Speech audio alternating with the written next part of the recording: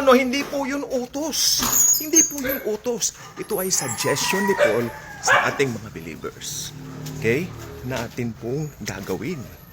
Okay? Hindi po siya utos na parang as if parang under the law na naman tayo. No way. No way in many ways na utos yaon.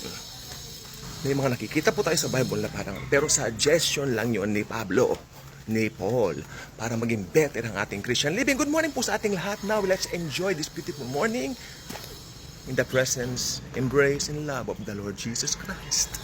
Ito po ay napakagandang umaga. Maski mga aso, they cannot contain the beauty sa paligid dahil ang presensya ni Jesus all over po talaga. Okay? Ito po yung mga medyo utos daw na naman. Ba't gusto nyo ba sa utos? Ako ayaw ko sa utos-utos eh. Ayaw ko na sa batas-batas eh. Okay? Wala nang law sa Kristiyano. Good news o bad news? Good news. Wala nang law sa Kristiyano. Suggestion, marami. Paul is suggesting many things for us to better our lives and to enjoy our Christian living. It doesn't mean na inuutusan tayo, batas na naman, batas, batas, batas, no more, no more, no more. All of that, tapos na sa krus ni Jesucristo. Biyaya ni Jesucristo. You understand? So ito po siya. May suggestion po rito si Pablo. Kasi pag nag-suggest po si Pablo, yung ikabubuti natin ang gusto ni Pablo eh. 'Di ba? Kasi tayo po yung mga minentor niya, tayo yung mga Gentiles na minentor niya. Gusto niya mapabuti po tayo. Tingnan natin. Mga Bibles niyo please. Para hindi niyo ako sabihan na, uy, niloloko kami ni pastor, ganun. No. Lahat po ng sasabihin ko, biblical po yan. Tingnan natin. Yan po siya. Romans chapter 13 verses 12 to 14. Romans chapter 13 verses 12 to 14. Basahin natin. The night is far spent. The day is at hand. Therefore let us cast off the works of darkness and let us put on the armor of light. Diyan muna po tayo, I think, sa 12. The night is far spent. Alam niyo yung ibig sabihin ng night? Pag sa Bible, sinasabi ang night, ibig sabihin niyan, darkness, kadiliman. Ibig sabihin ni Pablo, tapos na ang kadiliman sa buhay ninyong mga born again. Kung Kristiyano ka, tinanggap mo si Jesus as your very own personal Lord and personal Savior, tapos na ang darkness sa iyo. Diba? The night is far spent. The day is at hand. Therefore, let us cast off the works of darkness. As believers of the Lord Jesus Christ, alam natin ang tama at mali. Sapagkat meron tayong major teacher. O si Pablo, bagamat ginamit siya ni Lord para maisulat po sa wikang Grego ang New Testament, pero sa totoo lang po, maniwala po kayo sa akin, hindi po si Pablo ang main teacher natin. Sino? Ang Holy Spirit. We have the Holy Spirit, the third person of the Godhead, the third person of the Trinity.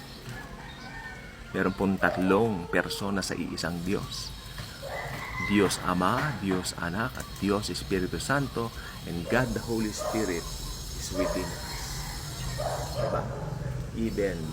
Even the things na hindi natin mapaliwanag kapag lumalapit tayo sa Holy Spirit, is leading us para makapanto natin mga bagay. Okay? So, tingnan naman natin to. Ito naman ngayon ang practical na sinabi ni Paul sa atin. Sabi ni Pablo sa 13, let us walk properly as in the day. Okay.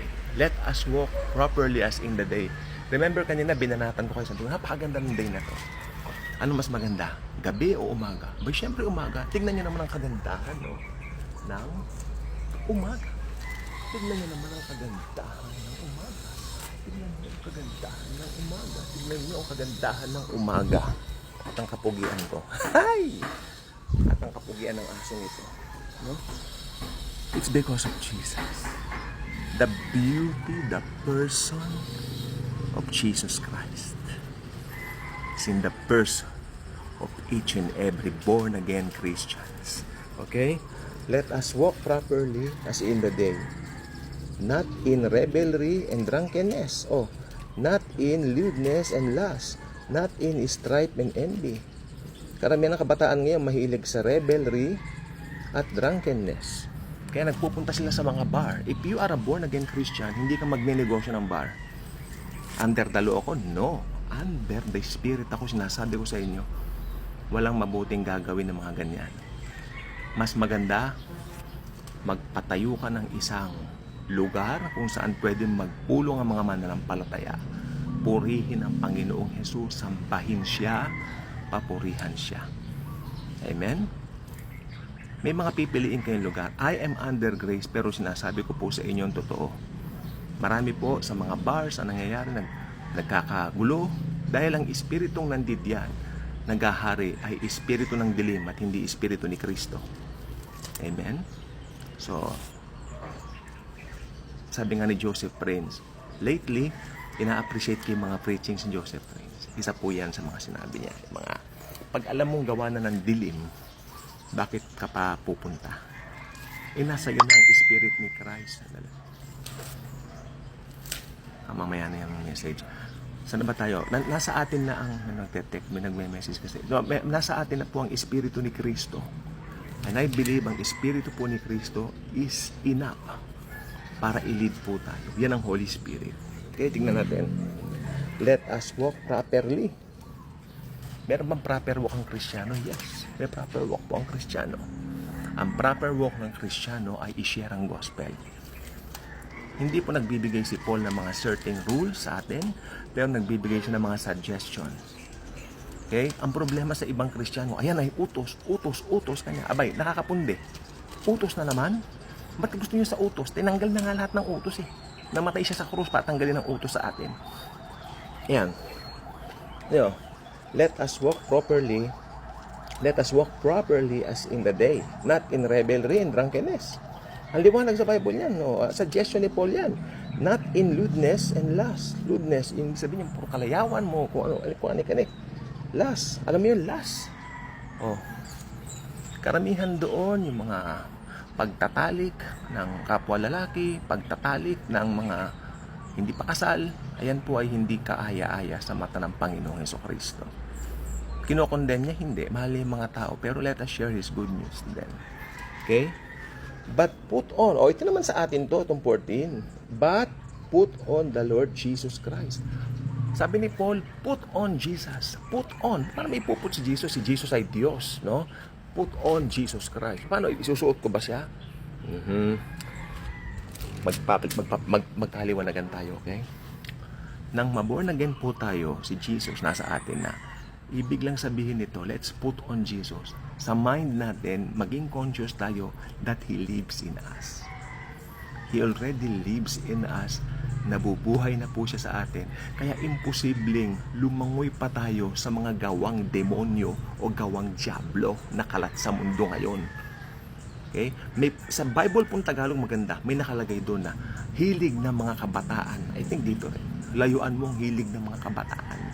Paghilig ng kabataan, mga pagnanasa, pakikipagtalik sa hindi asawa, pagpunta sa mga bars, pagpunta sa kung saan sa mga lugar na hindi nakakapag-glorify kay Lord Jesus. Okay? Meron po akong isang pinsan, pumunta sa bar, binugbog. I think he was 15 years old at that time. Nagpakilala siyang 18. I mean, kakalungkot, ano? Ayan. Pero pag naki-Jesus ka, hindi mo gagawin yon. Sabi niya, but put on the Lord Jesus Christ and make no provision for the flesh to fulfill its lust. What is flesh? Laman. Yung makamundo mong pagnanasa. Don't give in to that even 1 second. Ang bilis naman ng oras nito sa TikTok. Don't give in to that even 1 second. Jesus lives in us.